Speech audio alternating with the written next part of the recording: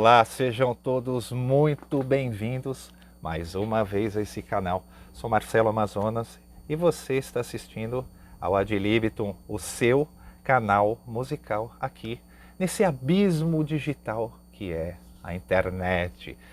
E a despeito disso, hoje vou voltando aqui para continuar aqueles assuntos que a gente tem averiguado por aqui. Hoje eu vou falar, eu tinha dito, né, no vídeo passado, que eu ia voltar para falar sobre a escala Lídia, seus gêneros modais, e para falar um pouquinho sobre a diferença estrutural do sistema tradicional, sistema corrente de funções harmônicas. Mas antes eu achei pertinente falar sobre um outro assunto que está lá na base do nosso livro, que é o lidianismo, o conceito do lídio cromático. Eu também já mencionei, né, que eu estou evitando falar esses termos, especialmente o lídio cromático, porque aqui dentro das questões estruturais que o conceito apresenta, a gente está tratando mais ainda, não das relações propriamente ditas, tonais dentro de movimentos harmônicos, dentro de estrutura de acordes, relação escala-acorde, que é tudo que a gente vai ver no episódio que vem, né, que eu falei, que é a escala lídia, seus gêneros modais, seus acordes, e o movimento harmônico, tudo que advém daí, né? Então, ainda nas questões estruturais, agora eu vou falar sobre um assunto que, para mim, é no mínimo muito curioso, né? Eu falo com os amigos, falo com todo mundo, é uma coisa que, como eu já disse, que me fascina tudo isso, né?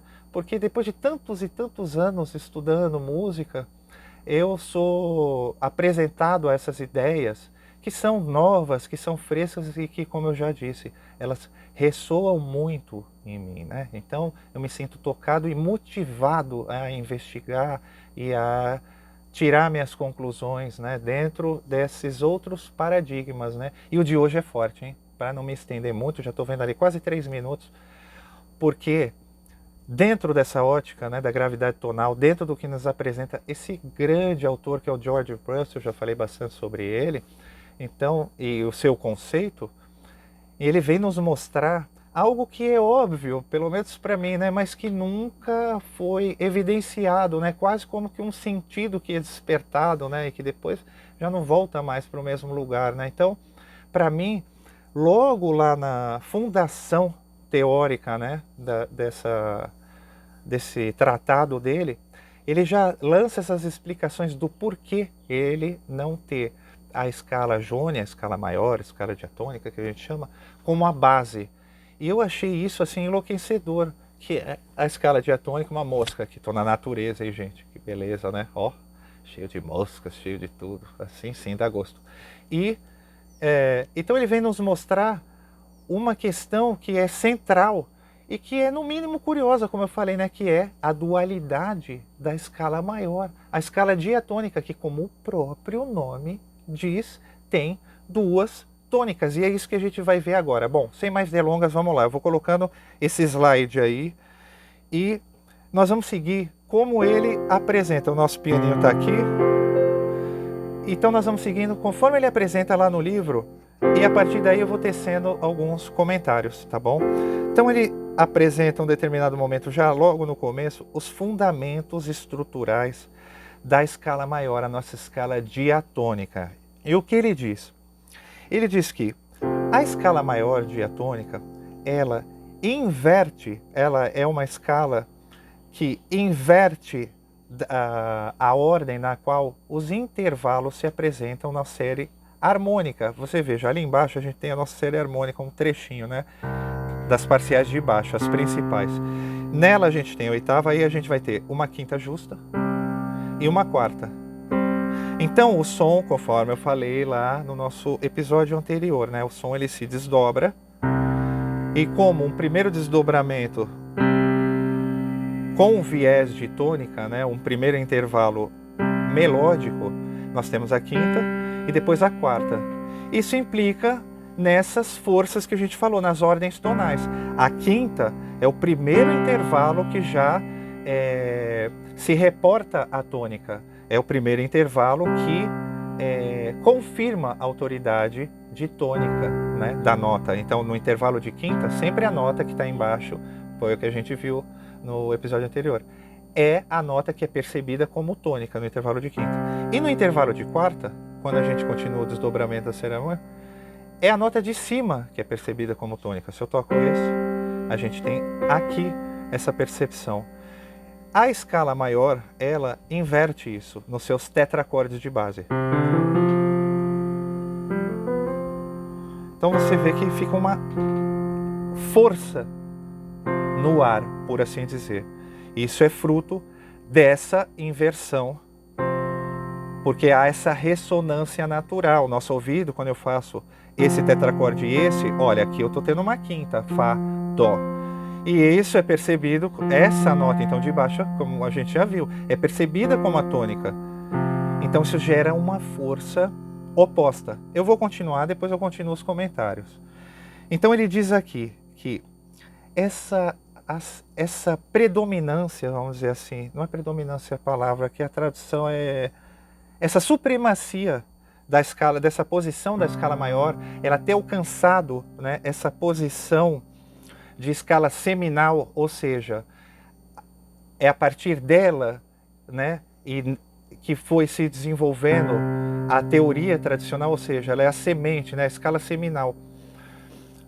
É a partir dela e dos seus intervalos que foi se desenvolvendo, né, toda essa teoria dominante, subdominante, depois os campos harmônicos e tal. Então, essa posição dela de escala seminal, né, na música ocidental, ele atribui, ele diz aqui, né, no texto, em grande parte, ao fato dela manifestar nela mesma essa progressão de acorde que é a mais elementar e fundamental do período clássico, né, que é a progressão 4-5-1, que advém das tensões entre esse Fá e esse Dó, conforme a gente vai ver agora já mais para frente. Então, continuando o texto, o que ele diz?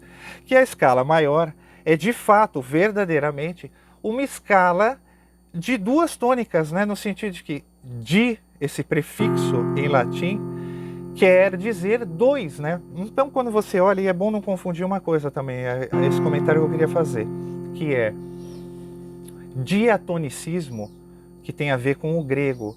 O prefixo di, no grego, quer dizer através de, por toda a extensão. Então, quando a gente fala diatonicismo, isso tem a ver com a escala diatônica no sentido que ela é por grau conjunto, passo a passo. Ela passa por todas as notas da escala numa determinada medida. Também tem a ver diatonicismo com medidas, com modos, tetracordes e tudo mais. Não vou falar sobre isso agora, já falei em outros episódios aí do canal. Então, é só para dizer porque a gente não confundir, porque nesse caso de diatônico da escala, que é uma coisa inclusive até mais primitiva, vamos dizer assim, mais antiga, ela tem essa acepção latina, tá bom? De dois, então. Diatônica porque ela tem duas tônicas, tá bom? A tônica do primeiro grau, que se impõe como uma força natural, a gente já vai ver quando a gente fizer ela na forma das quintas, isso fica mais evidente em todas as suas estruturas, né? E ela tem a tônica do quarto grau, que é o que o Russell chama de dois dós, né? Então ele diria o dó jônio e o dó lídio, que seria o que está no quarto grau. É como o dó móvel, né, quando a gente fala assim.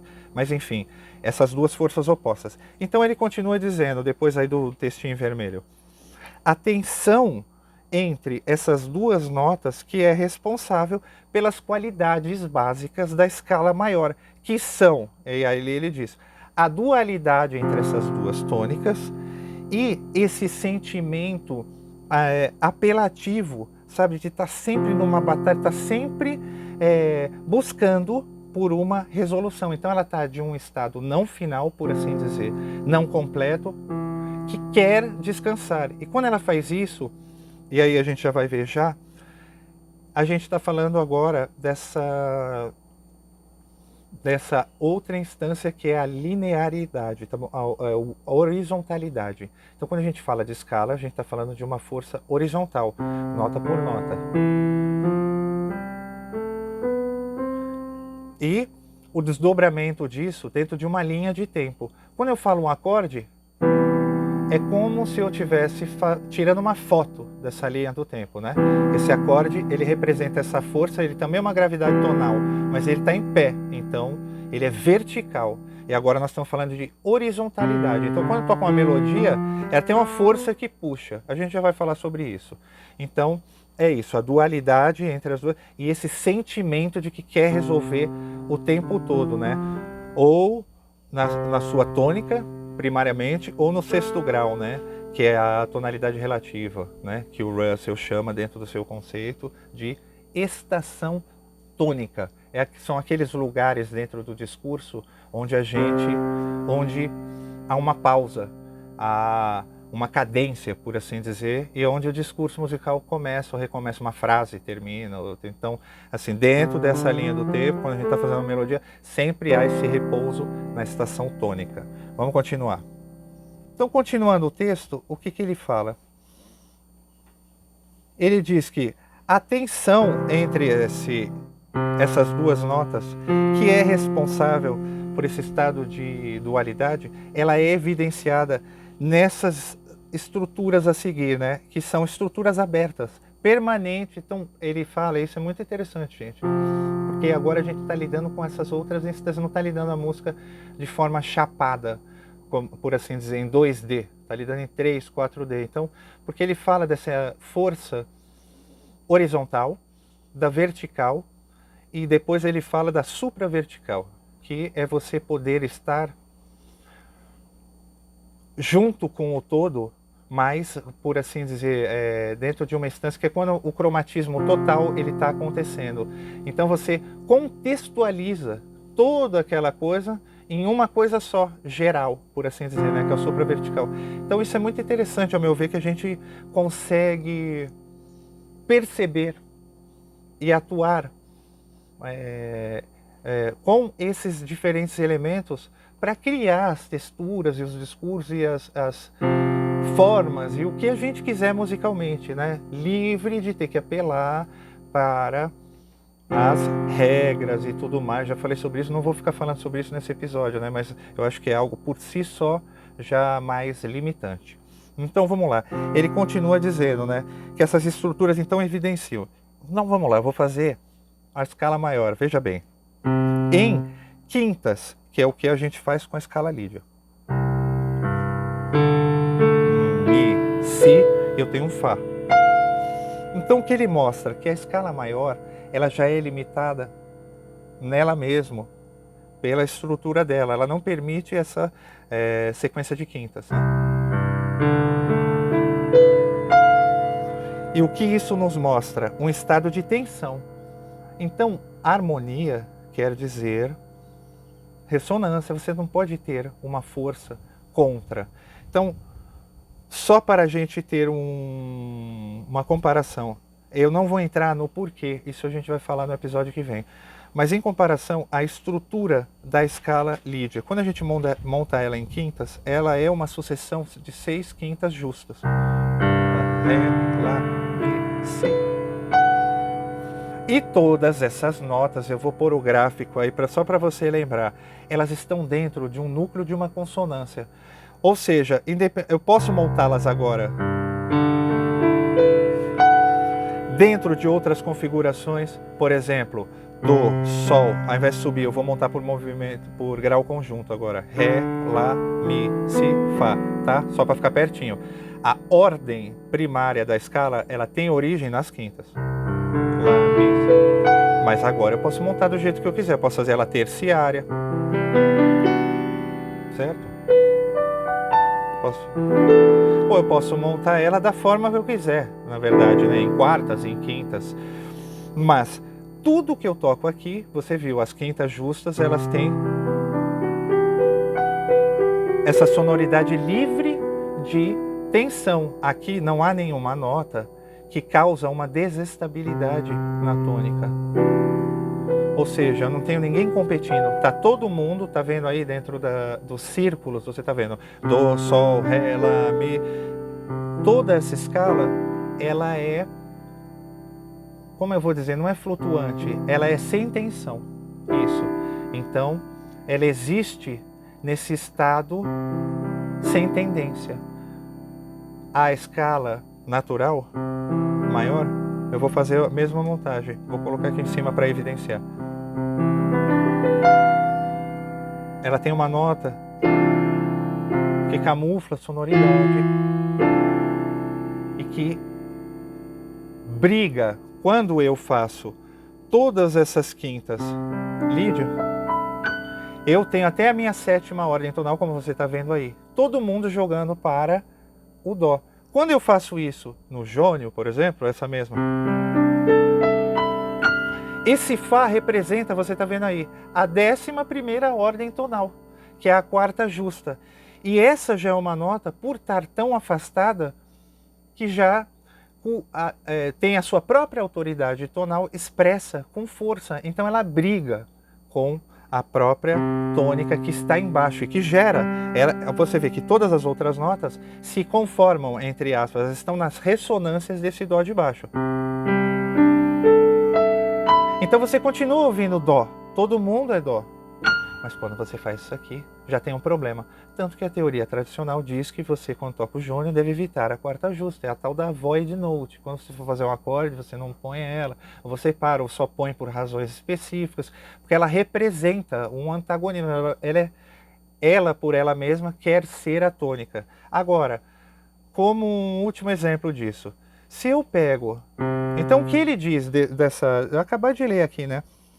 Esses acordes... O jônio, a escala maior, ela representa uma estrutura presa no tempo. Então vamos falar agora da linearidade. Eu estou tocando aqui, ó. E você vê que isso tem implicação no que é dito através da teoria tradicional, que é a sensível que puxa a tônica para você voltar. Aí, supostamente, a gente ouve, é claro, existe uma força. Porque o Si na ordem tonal é a 6ª ordem tonal. Então, é claro que quando eu vou para o Dó, ele se conforma, vamos dizer assim, né? Ele passa a ser a própria tônica do acorde, quando eu chego lá, por assim dizer. Mas eu posso fazer...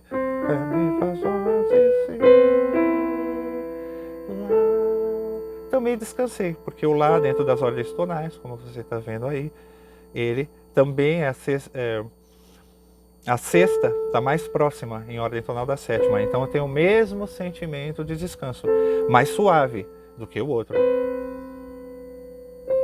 Claro, porque o outro eu estou parando na própria tônica, então não estou num estado de conformação, por assim dizer, de ressonância total.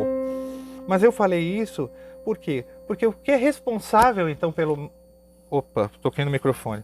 O que é responsável pelo movimento harmônico, nesse caso então, e pela força que puxa, essa força linear que faz a gente querer resolver na tônica de novo, é a quarta justa, como a gente está vendo. Porque veja, se eu termino um acorde, a gente faz isso toda hora, milhões de vezes. Se eu termino um acorde com uma 7ª maior, numa música, acabei a música. Tem algum problema? Alguma tensão ou alguma coisa? Isso é uma cor, também não é uma tensão. Agora se eu faço...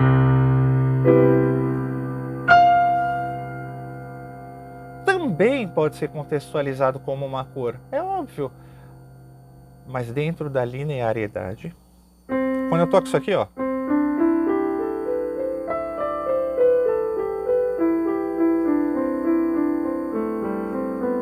eu tô meio paradão. A escala pentatônica, por exemplo, não apresenta tensão. Então não sinto que eu tenho que resolver em algum lugar. Eu posso parar aqui. Tá bom. Agora, quando eu coloco essa nota, a quarta,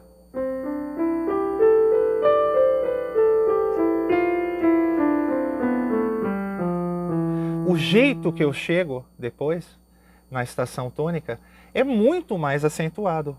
Por quê? Porque essa nota tá ali. Então, quando eu chego, eu resolvo. Mas se eu continuo tocando, eu falei, o contexto linear, eu estou provocando de novo essa tensão. Provocando não. Ela está se expressando e uma tensão que é sempre resolver. Então, é por isso que o Russell diz aqui no texto dele. Ela é presa no tempo. Essa escala ela fica todo o tempo. E tudo que eu faço aqui Quer resolver aonde? Tá aí, ó, as cadências que ele coloca aí nesse outro gráfico aí, eu vou colocando. E fica aquele sentimento. É verdade, essa é a propriedade natural dessa escala, desse conjunto de notas, assim distribuídos, vamos dizer assim ordenados, né? Então, esse intervalo de quarta, na natureza dos sons, na série harmônica, recobrando, ele é percebido, por causa das ressonâncias, como tendo como tônica a nota de cima no intervalo de quarta. E no intervalo de quinta é a nota de baixo. Então, quando eu toco a escala maior, ela tem essa conformidade. E na série harmônica, isso é ao contrário, né? Por isso que a gente, só estou falando isso para reforçar que é por isso que a gente ouve assim, né? O Fá como tônica, a nota de cima ou a nota de baixo como tônica. Porque na série harmônica é assim que aparece, é assim que ele se desdobra. Então quando eu faço assim, eu ouço, entre aspas, perfeito, totalmente conformado à origem do som e seus desdobramentos. Então é por isso que é harmônico. Ele está em harmonia com esse som gerador fundamental. Então essa nota aqui está totalmente conformada de baixo. E essa é a mesma coisa. Se eu inverto, você vê, não é a mesma sensação. Não é o mesmo equilíbrio de forças. E isso no plano horizontal gera essa dualidade. Então a gente tem isso. E qual é o resultado disso? Então, como encerramento, eu diria agora, a função da escala, eu não vou falar sobre a escala Lied agora, porque eu vou falar bastante sobre ela no próximo episódio. A função da escala, e é por isso que o Russell então classifica toda a escala com quarta justa, escala blues e qualquer escala que a gente possa até criar também, como escalas horizontais, porque elas têm essa qualidade que gera essa força intrínseca de puxar o bloco ou o movimento ou os acordes, como a gente viu nas cadências. Porque eu botei esse Fá, ela tem, no Sol 7 é a mesma coisa, né? Que a gente fala que é isso. Mas isso gera uma força, mas não é isso. O principal é isso. Entendeu? Ou a gente pode relaxar na escala sem tendência, que é a escala Lied, que a gente vai falar depois, que é fazer, por exemplo,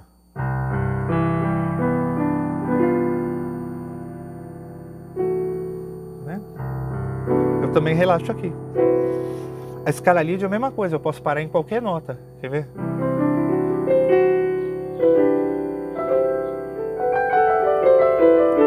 Tá vendo? Porque ela não tem tendência nenhuma. Tá todo mundo aqui nesse círculo que você tá vendo aí das ordens tonais. Tá todo mundo, não tem briga, sabe, de força. Todo mundo reitera a nota principal, a tônica, como a gravidade integrada. Tá todo mundo dentro, jogando a favor. Então, quando eu tô no Lied, eu tô num estado, achei a palavra. Nossa, gente, ainda bem, no fim do episódio, eu tô num estado passivo, como a homeostase. Eu tô no meu ponto, como diria o Schauberger lá, não vou devagar muito, no estado de indiferença, no estado optimal, como nos 4 graus centígrados para a água, como na determinada temperatura do sangue humano. Quando eu estou no lídio, eu estou no meu estado, entendeu? Sem tensão, sem nada, de integridade total. E a partir daí eu tenho os meus afastamentos. A escala diatônica, ela não apresenta isso, né? Então, é por isso que ela não é escala de base.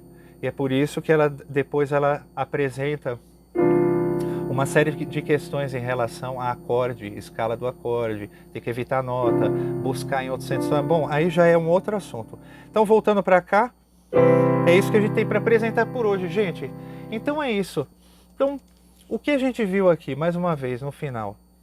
A dualidade, a gente viu que a escala maior, essa escala diatônica, que contém 2 tônicas, né? Isso que eu acho maravilhoso do conceito, ele me mostra o óbvio, né? Eu gostaria de ter aprendido e ter tido esse insight sobre essas coisas 20, 30 anos atrás, né? Eu acho que ele explica isso de uma forma bastante eloquente e alinhado com outras teorias, como eu falei, né, sobre energias naturais e tudo. Então, para mim, esse aí é o ponto de ressonância, é onde me pega e é onde me move, vamos dizer, né? Então, a gente viu que essa característica da escala maior natural e a função dela, né? A gente vai aprofundar agora, sobretudo no próximo episódio, tá bom? Mas a gente viu o porquê dela não ser e o porquê, qual o papel dela, né? Que ela tem, a gente vai ver mais a fundo, como eu acabei de falar. Qual o papel dela, então, dentro desse arranjo das coisas, dessa teoria do Russell, né? Dessa organização tonal que ele propõe, né? É isso, bons estudos, boas reflexões e até uma próxima.